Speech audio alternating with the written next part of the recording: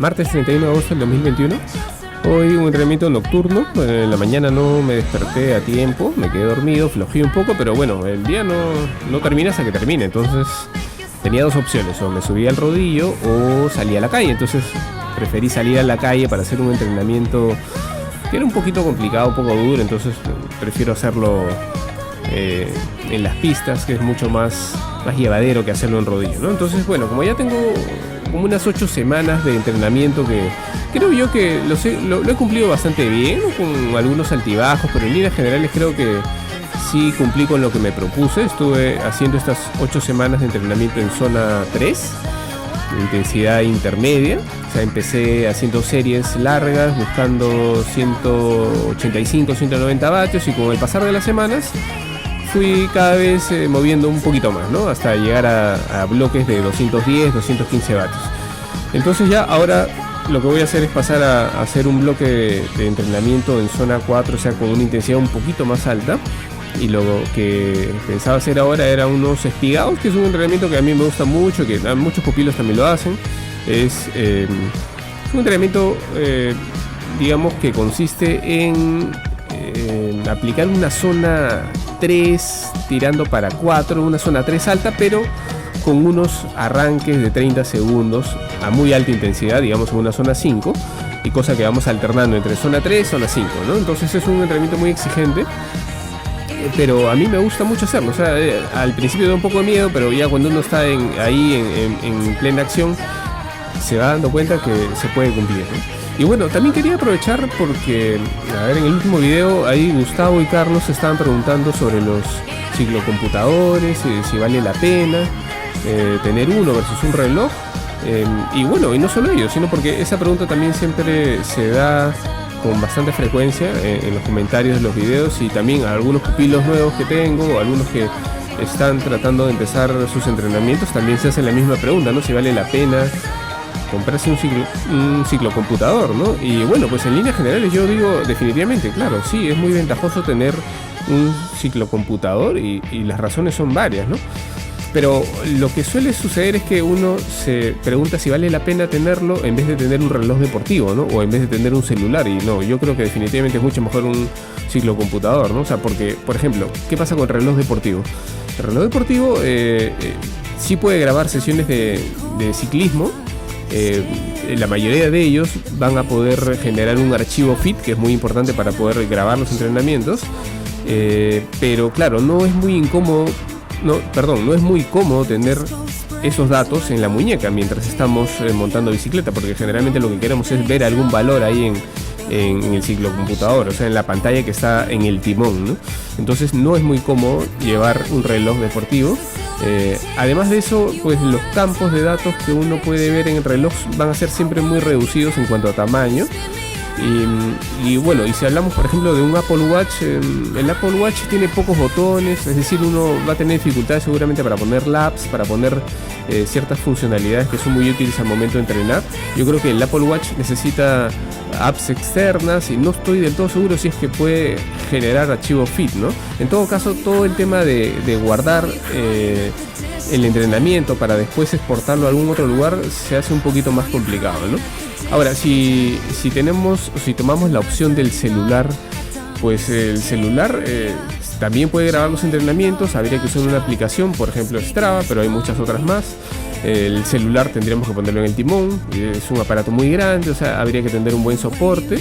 Pero el gran problema es la pila, ¿no? La pila se gasta muy rápido, ¿no? Y aparte, en un celular yo creo que es bien complicado que pueda grabar un archivo FIT para después exportarlo a algún otro lugar, ¿no?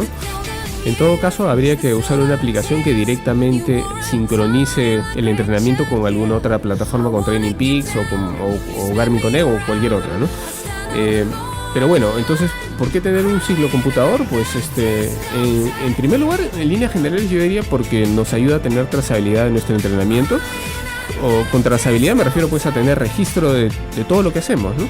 Y eso pues es muy importante porque nos permite responder ciertas preguntas básicas, como por ejemplo cuál es el volumen de entrenamiento que nosotros estamos llevando, ¿no?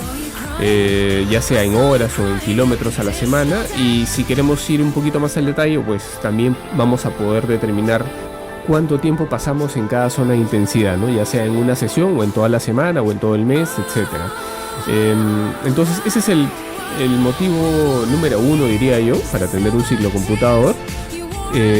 Número 2, yo diría la comodidad de ver los datos en el timón mientras estamos entrenando, porque cuando estamos en la calle, ya sea en un pelotón o estamos solos, siempre hay un valor que nos va a interesar ver, ya sea la velocidad, ya sea la cadencia, el pulso o una combinación de ellos, ¿no?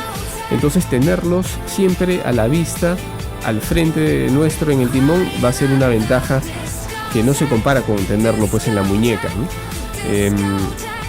Y después, yo diría como punto 3 que los ciclocomputadores tienen funciones específicas, ¿no? Como los mapas, como los intervalos, y sobre todo tienen pantallas grandes que uno puede intercambiarlas y puede poner los campos según sus preferencias, ¿no? Entonces, yo veo que es de gran utilidad, ¿no?, tener un ciclocomputador cuando uno empieza a entrenar ya más o menos en serio, ¿no? Porque una cosa es salir a pasear en la bici de vez en cuando, y otra cosa ya es entrenar, ¿no? Entrenar es tener cierta disciplina, salir ciertos días a la semana, buscar un progreso y hacer cosas específicas en la bicicleta, ¿no? No solamente pasearnos. Entonces, para eso un ciclocomputador nos va a ayudar mucho, ¿no? Por ejemplo, cuando uno va a hacer series, y tomo como ejemplo mi caso personal, yo diría, ¿no? Yo busco mirar siempre estos datos, ¿no? Busco ver el pulso promedio cuando estoy haciendo una serie, la potencia promedio que voy llevando hasta ese momento, la potencia instantánea que estoy aplicando en ese preciso instante, y también me interesa ver el tiempo de la serie, ¿no? Si tengo que hacer 10 minutos o 5 minutos, me interesa saber cuánto me falta para terminar, ¿no? Otra situación es, por ejemplo, si estoy haciendo una escalada larga, si estoy en Serpentín, si estoy en Manchay.